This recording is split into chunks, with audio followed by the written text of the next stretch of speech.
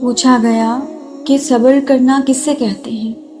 جواب ملا کہ جب تمہاری آنکھیں آنسوں سے بھری ہوئی ہوں مگر تمہاری زبان پر شکوہ نہ ہو اور دل اس بات کی گواہی دے رہا ہو کہ اللہ تعالیٰ جو بھی کرتا ہے اسی میں ہماری بہتری ہوتی ہے۔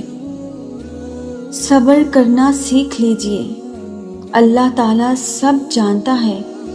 وہ جانتا ہے کہ آپ کب کب اور کن وقتوں سے گزر رہے ہیں، اور اللہ تعالیٰ وقت بدل دیتا ہے۔ وہ وقت بدلنے پر قادر ہے کیونکہ تبدیلی کائنات کا اصول ہے۔ اللہ کسی کے ساتھ ناانصافی نہیں کرتا۔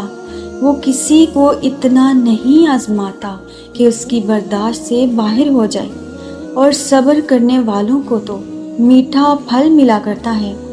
اللہ تعالیٰ قرآن پاک میں خود فرماتے ہیں کہ نماز اور صبر سے مدد حاصل کرو، اور بے شک نماز ایک مشکل کام ہے۔ اور اللہ تعالیٰ قرآن پاک میں ایک اور جگہ فرماتے ہیں کہ ہم تمہیں آزمائیں گے بھوک سے، پیاس سے، مال جان اور اولاد اور پھلوں کی کمی سے، مگر خوشخبری سنا دیجئے صبر کرنے والوں کو۔ بے شک اللہ کا وعدہ بالکل سچا ہے، وہ واقعی میں صبر کرنے والوں کو اجر عظیم عطا کیا کرتا ہے۔ آپ صبر کرتے رہیں، بے شک اللہ تعالیٰ نیکی کرنے والوں کا اجر ضائع نہیں کرتا، اور صبر کرنے والوں کو تو اللہ بہت عزیز رکھا کرتا ہے۔ اللہ تعالیٰ تو صبر کرنے والوں سے کہتا ہے کہ صبر کرنے والوں خوش ہو جاؤ، ان قریب تمہیں ایسی جزا عطا کی جائے گی کہ تم خوش ہو جاؤ گے۔ اور یاد رکھیے کہ جو تکلیف ہمیں اللہ کی طرف سے پہنچتی ہے نا، وہ اللہ ہی نے ہمارے نصیب میں لکھی ہوتی ہے۔ تو پھر جو چیز اللہ نے نصیب میں لکھ دی ہے اس پر رونا کیسا؟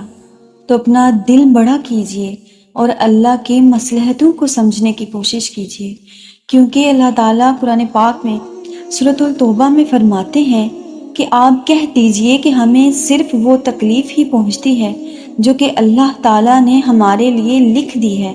وہ ہمارا کارساز ہے اور وہی ہمارا مولا ہے۔ مومنوں کو تو اللہ تعالیٰ کی ذات پاک پر ہی بھروسہ کرنا چاہیے۔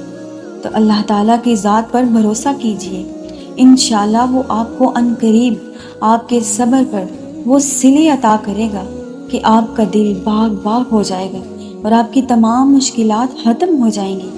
میری آپ سب کے لیے دعا ہے کہ اللہ تعالیٰ آپ کے دل کو سکون عطا فرمائے۔ آمین ثم آمین۔